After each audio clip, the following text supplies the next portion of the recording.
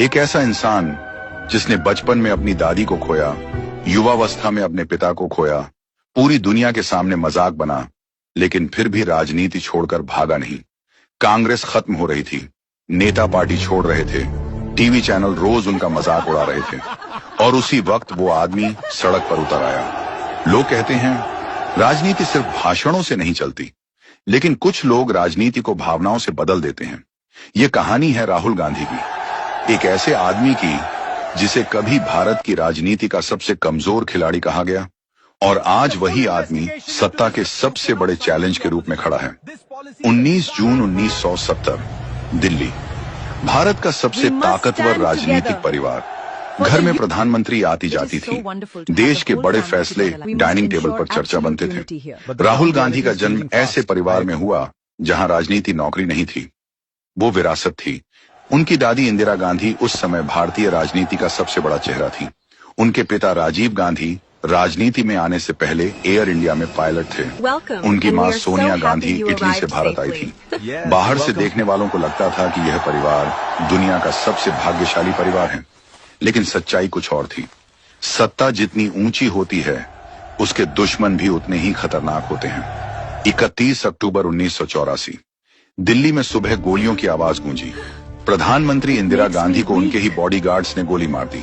पूरा देश हिल गया, लेकिन सबसे ज्यादा टूटा एक 14 साल का लड़का, राहुल गांधी। जिस दादी के साथ वो खेलते थे, जिसकी गोद में बैठते थे, वो अचानक हमेशा के लिए चली गई। उस दिन राहुल गांधी ने पहली बार समझा कि गांधी परिवार होना सिर्फ ताकत नहीं, एक खतरा भी है। इंदिरा गांधी की हत्या के बाद पूरा परिवार सिक्योरिटी के घेरे में आ गया। स्कूल जाना मुश्किल हो गया, दोस्त कम हो गए, सामान्य जिंदगी खत्म हो गई। समय बीता, लेकिन गांधी परिवार का दर्द खत्म नहीं हुआ। 1991, तमिलनाडु का श्री पेरम्बदूर, राजीव गांधी चुनाव प्रचार कर रहे थे। भीड़ थी, नारे थे। फिर अचानक एक धमाका हुआ, इतना बड़ा धमाका कि सब कुछ खत्म हो गया। राजीव गांधी की हत्या हो गई। राहुल गांधी उस समय युवा थे, लेकिन उस रात के बाद उनकी जिंदगी हमेशा के लिए बदल गई। एक बेटे ने अपने पिता को खो दिया और एक परिवार ने अपना दूसरा प्रधानमंत्री खो दिया। कहा जाता है कि उस घटना के बाद राहुल गांधी लंबे समय तक मानसिक रूप से बेहद शांत और अंदर से टूटे हुए रहने लगे। अब सिक्योरिटी और भी बढ़ गई, उनकी पहचान छुपाई जाने लगी। विदेशों में पढ़ाई तक अलग नाम से करनी पड़ी, क्योंकि गांधी सरनेम सिर्फ नाम नहीं था, एक निशाना बन चुका था। बहुत लोगों को लगता था कि राहुल गांधी कभी राजनीति में नहीं आएंगे। उन्होंने विदेशों में पढ़ाई की, कॉरपोरेट सेक्टर में काम किया, अपनी कंपनी भी शुरू की। उन्हें राजनीति पसंद नहीं थी, कम से कम शुरुआत में तो बिल्कुल नहीं। लेकिन भारत में गांधी परिवार के लिए राजनीति से दूर रहना आसान नहीं था। कांग्रेस लगातार चाहती थी कि राहुल राजनीति में आए। कार्यकर्ताओं को लगता था कि गांधी परिवार के बिना पार्टी बिखर जाएगी। 2004 में आखिरकार राहुल गांधी ने राजनीति में कदम रखा। अमेठी से चुनाव लड़ा, वही सीट जो गांधी परिवार का गढ़ मानी जाती थी। देश भर में खबर फैल गई, राजनीति का नया गांधी आ गया। लेकिन राजनीति सिर्फ नाम से नहीं चलती, और यहीं से राहुल गांधी की असली परीक्षा शुरू हुई। 2004 में कांग्रेस की सरकार बनी, मनमोहन सिंह प्रधानमंत्री बने, लेकिन समस्या यह थी कि राहुल गांधी की इमेज साफ नहीं थी। लोग समझ नहीं पा रहे थे कि वो आखिर हैं क्या। क्या वो एक गंभीर नेता हैं, या सिर्फ गांधी परिवार के वारिस? भारतीय राजनीति में इमेज सब कुछ होती है, और राहुल गांधी की सबसे बड़ी लड़ाई चुनावों से पहले उनकी इमेज से थी। टीवी चैनलों पर उनके भाषण काट कर दिखाए जाते, सोशल मीडिया पर मजाक उड़ाया जाता, हर छोटी गलती वायरल होती। धीरे धीरे पप्पू शब्द उनकी पहचान बन गया। राजनीति में विरोधी हमला करते हैं, लेकिन राहुल गांधी के मामले में पूरा नैरेटिव बन गया। उनके समर्थकों का कहना था कि उन्हें जानबूझकर कमजोर दिखाया जा रहा है। विरोधियों का कहना था कि वो राजनीति के लिए फिट नहीं है।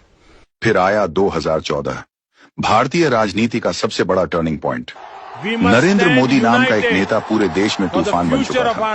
भ्रष्टाचार के आरोपों से घिरी यूपीए सरकार कमजोर पड़ चुकी थी। जनता बदलाव चाहती थी, और बीजेपी ने पूरा चुनाव मोदी बनाम राहुल गांधी बना दिया। एक तरफ आक्रामक भाषण, मजबूत इमेज, बड़ी रैलियां, दूसरी तरफ राहुल गांधी जो अभी भी अपनी राजनीतिक पहचान खोज रहे थे।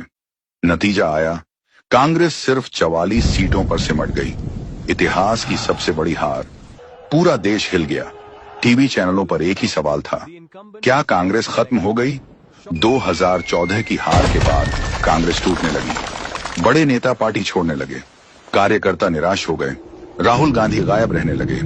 उन पर आरोप लगे कि वो गंभीर नहीं है, विदेश चले जाते हैं, जिम्मेदारी नहीं लेते। ये राहुल गांधी के जीवन का सबसे कठिन दौर था, क्योंकि पहली बार उन्हें समझ आया कि राजनीति में सिर्फ परिवार का नाम काफी नहीं होता। 2019 में राहुल गांधी ने पूरी ताकत से चुनाव लड़ा, राफेल मुद्दा उठाया, चौकीदार चोर है जैसे नारे दिए।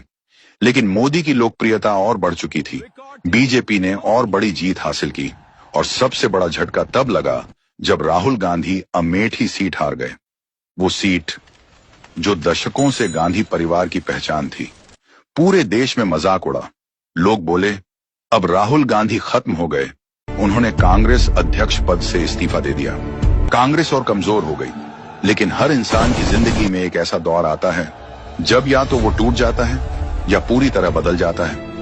राहुल गांधी के लिए वो दौर 2019 के बाद शुरू हुआ। उन्होंने टीवी स्टूडियो छोड़कर सड़क पकड़ ली, किसानों से मिलने लगे, स्टूडेंट्स से बात करने लगे, छोटे यूट्यूब चैनलों को इंटरव्यू देने लगे। धीरे धीरे उनकी राजनीति बदलने लगी।